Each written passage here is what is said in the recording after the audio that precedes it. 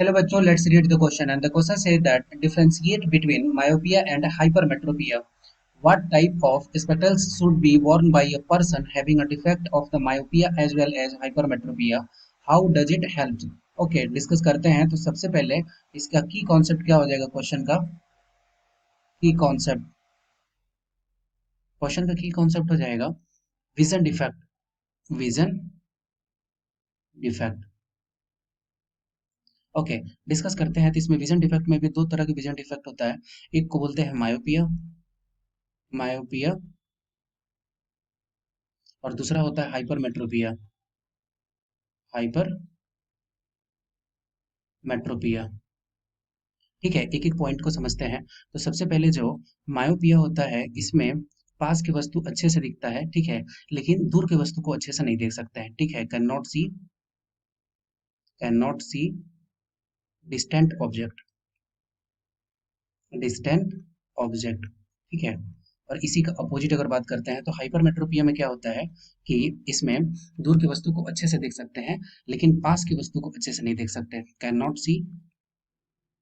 Not see near object properly.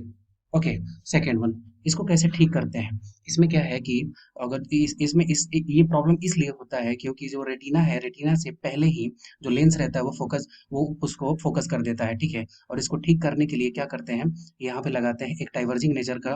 और कौन सा डाइवर्जिंग नेचर होता है? तो ये होता है कॉनकेव लेंस, कॉनकेव लेंस, ठीक है।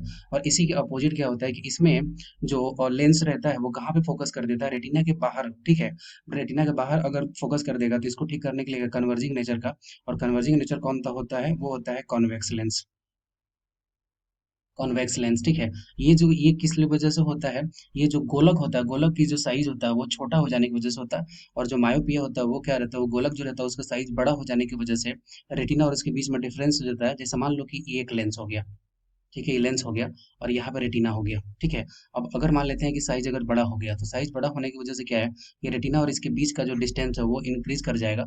और जो ये लाइट अगर आ रही होगी अगर पैरेलल, तो वो यहीं पे कहीं फोकस हो जाएगा, ठीक है। तो ये जो प्रॉब्लम होता है ये मायोपिया में होता है। और हाइपरमेट्रोपिया में इसका जस्ट अपोजिट होता है कि जैसे मान लो कि ये लेंस हो गया, ठीक है, और ये अगर रेटिना हो गया, और अगर साइज छोटा हो गया, तो साइज छोटा हो जाने की वजह से क्या है कि अगर पैरेलल रे लाइट आ रही है, इसके बाहर कहीं फोकस करता है, ठीक है। तो ये प्रॉब्लम हाइपरमेट्रोपिया में होता है, ठीक है।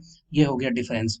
अब उसके बाद से बोल रहा है कि अगर क्या होगा, अगर कौन से किस तरह का चश्मा अगर पहनते हैं, कौन सा लेंस का, जिस जो अब उसको मायोपिया भी हो और हाइपरमेट्रोपिया भी हो, तो इसके लिए क्या होता है कि बाईफोकल लेंस वाला, ठीक है। कौन सा? बाईफोकल, बाईफोकल लेंस, ठीक है। उसमें क्या रहता है कि जस्ट मान लेते हैं कि ये अगर एक चश्मा है, ठीक है, ये अगर चश्मा है, इसके जो आधा पार्ट रहता है, आधा पार्ट, इससे क्या होता है कि ये दूर की वस्तु को देखने के लिए इस्तेमाल करते हैं, और ये पेपर पढ़ने के लिए जो पास में वस्तु है उसको कम करने के लिए इसका इस्तेमाल करते हैं। इसका मतलब इसमें दोनों लेंस यूज करते हैं, ठीक है। इसमें दोनों लेंस, कॉनकेव लेंस भी यूज करते हैं और कॉन्वेक्स लेंस भी यूज करते हैं, ठीक है। और ये जो प्रॉब्लम होता है उस प्रॉब्लम का नाम क्या है? इस प्रॉब्लम का नाम है presbyopia, presbyopia. I hope you will be understood it well. Best of luck. Thank you.